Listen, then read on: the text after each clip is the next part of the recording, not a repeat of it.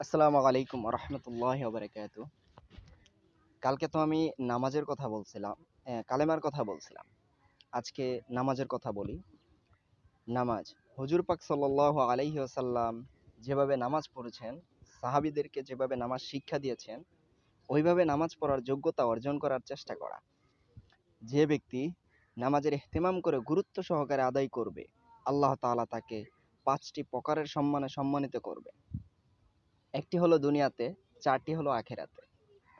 দুনিয়াতে রিজিকের অভাব দূর করে দিবেন, যেটার জন্য আমরা সবসময় দৌড়াদৌড়ি করি, আমরা কাজকর্ম করি কিসের জন্য?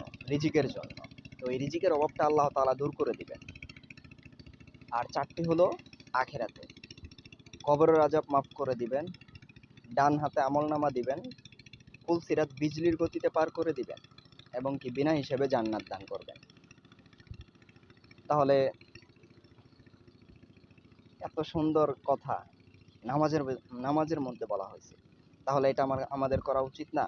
আমরা তো মুসলমান ভাই, আমাদের এটা দায়িত্ব, এটা আমাদেরকে পালন করতেই হবে।